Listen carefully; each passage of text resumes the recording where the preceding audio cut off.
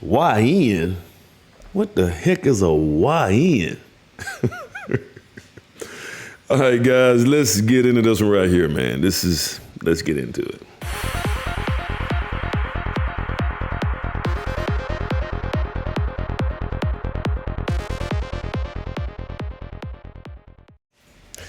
All right, guys, this is Emmett Stallworth again, the Alpha Builder, guys, and I'm sitting here. This video is inspired. It's just a couple different things going on. It's so much going on this one right here, man. I gotta have instead of a notepad, I got me a little iPad now this right here, I should have been doing this right here anyway, because I got a board over here that I keep a lot of stuff that I need to talk about. I need to get this stuff off my board. So, guys, I was talking to a friend of mine, and I got a couple of young students, young African-American students, and I was like, man, I just can't get these. I don't know what's up with these guys, man. These guys are just not motivated. In my opinion, they're not really, really motivated to really do construction. They're not, African-American guys. And he said, well, you talking about them YNs? I was like, man, what the world is a YN? Guys, I'm old school, Generation X. And he explained to me, he said, yeah, the YN stands for young, the N-word. Basically, young black boys. That's what it stands for. And so we were talking about it, and I was saying that it's tough. I almost wanted to just say, look, guys, we just got to focus on ourselves, which you kind of do. But I almost just said, we got to focus on ourselves, and maybe we can reach back and help some of these guys. And I've almost felt like that you can't really help the African-American male after about the age of 9. It's if you don't implant what you need to implant in him as far as discipline, long term, staying in the game long term. If you don't instill those qualities in that young African-American male, it's lost hope. That's how I felt, guys. I did. And I felt that way until the other day. I think the day before yesterday. I had a group of African-American males, young boys, high schoolers. They got their hair all out and stuff. I think it starts with their hair, as a matter of fact, and I realized, man, it's not their fault. It's not their fault. The African-American culture that we have today is toxic. They try to say masculinity is toxic. No, it's not. It's not. The African-American culture is toxic. You can think of everything that's negative, and this is the African-American culture, the younger generation of African-American boys. This is the culture today. And these are the distractions, guys. These are the distractions that's keeping them from going to the next level in anything they do. And I'm not just talking about construction, guys. I mean, yes, construction, we'll talk about that in just a second. But the distractions that they have that's being perpetuated on these guys, number one, 80% of them, at the rate of almost 80%, don't have fathers. So they don't have that masculine frame. And I'm not talking about a father, just a father in the household is just like a piece of furniture. Everybody walk over him and stuff. He's not a dominant force in the household. Or somebody the mom married and got with because, she divorced the dad and now she with this guy. And this guy, she can control him. I'm not talking about that dad. I'm talking about a biological father that's a dominant force in that household that believes in structure and order, and he demands that with his sons. That's what I'm talking about. We don't have that. We have at a rate of the only 20% of us probably have that, maybe 10% now. And how he left the household, that's irrelevant now. These boys are out here with no guidance. They have no guidance. They're out here, they looking for each other. They looking for other boys, not men, for direction. They're looking for other boys who has not been out there and worked these jobs and has failed and figured out a way to succeed. No, they're looking for other boys who haven't experienced what the experience of a man has experienced. Especially being an African-American male in this culture or just here in America. And if you say, yeah, things are, things are tough. You have to, as an African-American male, if there's 5 check marks that you have to hit, you better hit every last one of them.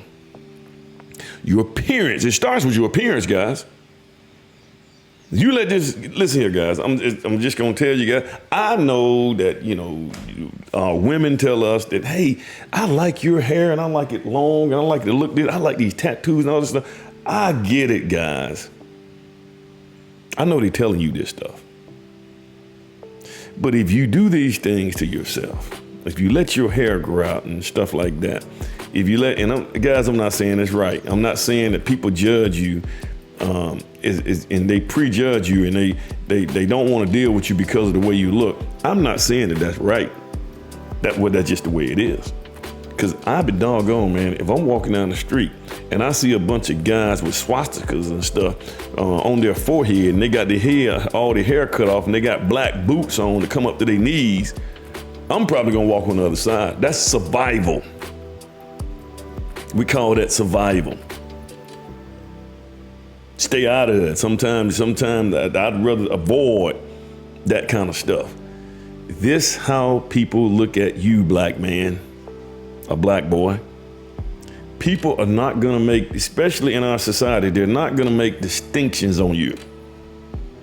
If they see a killer that they saw on TV and he had his hair this way, well, all black guys are gonna be the same way. And guys, like I said, if you got 5 checks that you gotta check in order to go to the next level or in order to get promoted to the next level in wherever you work, you better hit every last one of them checks with no problem. Appearance, getting there on time, work ethics.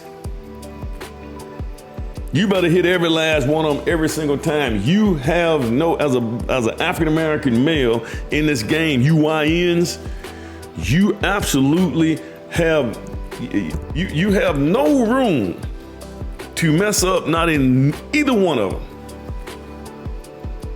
And you gotta be 10 times better. Nothing wrong with that. Absolutely nothing wrong with it. I get it, guys. Most of you guys are coming from failed school systems. I know because I taught in those school systems. And these school systems are ran by black people. So if you sit here saying that, well, we're not learning anything, well, it's our own people that's doing it. And a lot of the teachers that you guys are dealing with, these guys, most teachers I know, and guys, it is what it is. Most teachers I know, and I'm not saying all, you guys always want to put this, well, you talking about all, I know some teachers that did. No, I'm not saying all. Most teachers, if they teach business, they ain't doing business. That's why they teaching it. They're not in business. If they're teaching CTE or career tech or something like that, most of those guys are not. If they teaching drafting, they're not actually doing drafting in real life. They may do a couple of side hustles here and there, but they're not doing drafting on an everyday person. And this is the way they eat. So they're teaching, and most of these guys, they don't like to see. Especially some of these teachers, they get irritated and get mad because they see other people out here doing it and making a whole lot of money. So they hate to see when people make a lot of money. They really do. You can call it player haters. You can call it whatever you want to call it. Player hater.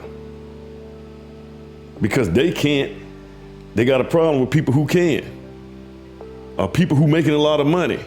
And then they start blaming them. Well, they need to give their money to us. Or everybody needs to get a piece of the money.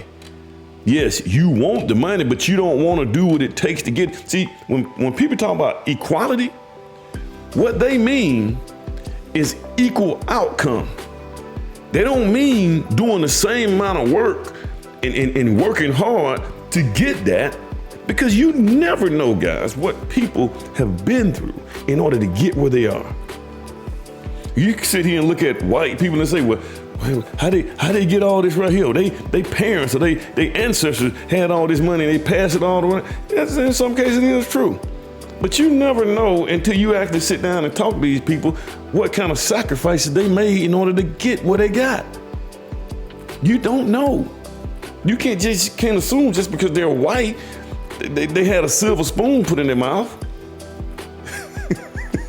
You can't do it. All white people own slaves. You can't make that assumption. Matter of fact, if you do your history, if you look up your history, you'll find out that there were black people who had slaves too, and they were the most brutal slave owners. I know she'll walk by just like that, man.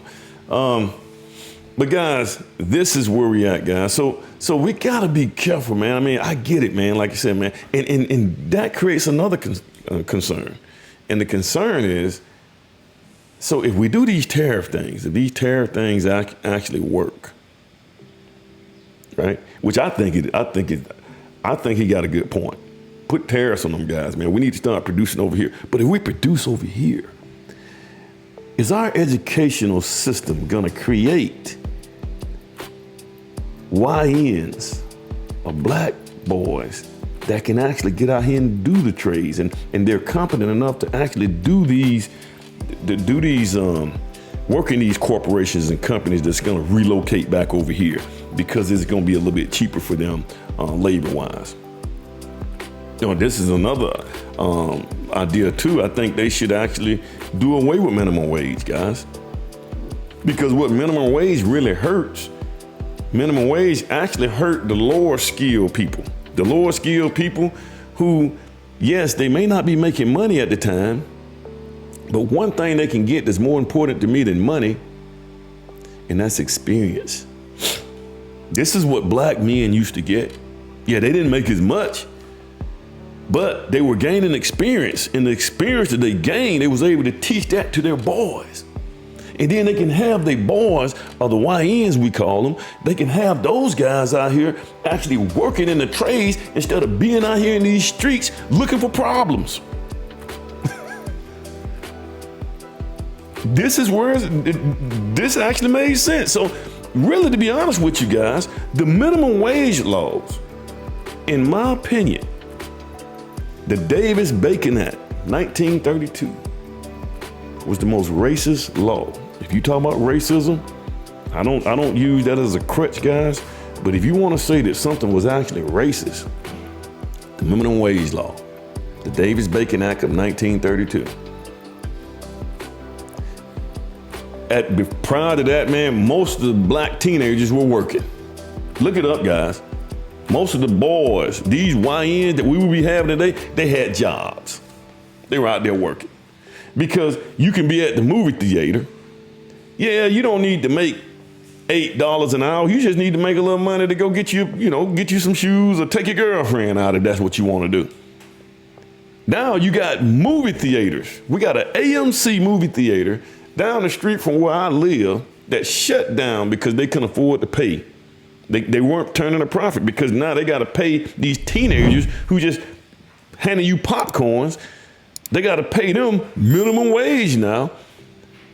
Instead of those teenagers just making a little money just to, they ain't paying no bill and no mortgages and car notes and stuff like that. Their parents are. But they got to pay them the same thing. So they shut down because they couldn't afford to do that anymore. And then they're not even getting experience.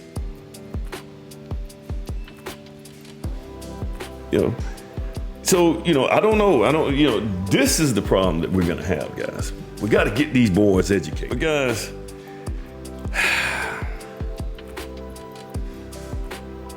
We got to fix our education. You know, our education. And I'm gonna tell you something else too, guys. These unions, see, here's what we got to do. You get your education right. So there's two things I need to talk about on this education. Number one, guys, these unions that they have at these school systems, they make it impossible to get rid of bad teachers.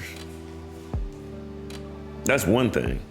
Some of these teachers, when they get tenure, I don't know what the law is in your state, but some of these teachers, when they 3 years, they got tenure, and now they can fire them, but it's probably gonna cost double the salary of a teacher to get rid of them. That's a problem. You should be able to just cut them jokers loose. If you're not performing and there needs to be some kind of, now mind you, there needs to be some kind of way that you can test, you can measure their performance. We got to figure that out. Because just because everybody's passing the test is just not good. That's not a good way to measure performance, because some of these teachers just teach the test. That's what they do. And sometimes you get these bad teachers in there, man, they just kind of sitting there waiting their time. And most of them sitting there and they trying to figure out a way to get down to the board where they don't have to deal with students and kids. You got to figure out a way, guys, we got to figure out a way. And like I said, I think they ought to just go ahead and separate the genders. Boys school over here, girls school over here. Separate them all out together. Get rid of tenure. No tenure. We got no tenure. Guys, I taught. There's no telling how many years. 15 years maybe. I taught at the secondary level, high school. I never even worried about tenure. I taught math. I ain't caring about no tenure. Guys, if you fired me as a teacher, then you're hurting yourself. That's how I've always felt. I didn't care anything about tenure. I wasn't sitting here worried that I would get tenure. See, lazy people are concerned about stuff like that. Lazy people who just want to do their time, then they just want to kind of sit back and relax. Yeah, see, they like stuff like that. But production, people who's always trying to innovate and produce a good product, and they got that drive in them, we don't care nothing about no tenure. We just do the best we can, and we look at our guys, man, and we work these guys. We get their mindsets right. That's what it's gonna take. So, yes, I don't know, man. We right now, man, we got a bunch of teachers, and the only thing they doing is they like socialism. They can't go out here and do the jobs. And in most cases, I didn't say all teachers, guys, but they can't go out here and do what they're teaching. So they want the government to give them stuff. That socialist mindset, and then they putting that mindset on your kids, on these boys, on these YNs. Now these boys are growing up, think somebody should just give them stuff. Just because you're black.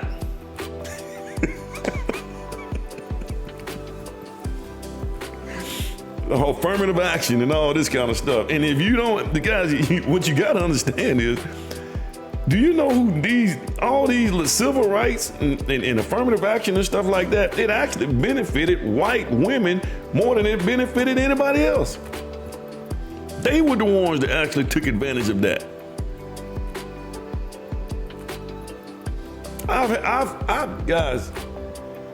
I've seen white men put their business name in their wife, the white woman putting it in her name to get the benefits from the government. That happens a lot. So guys, we gotta figure this thing out, man. I'm just gonna make sure I'm hitting all the little points they have.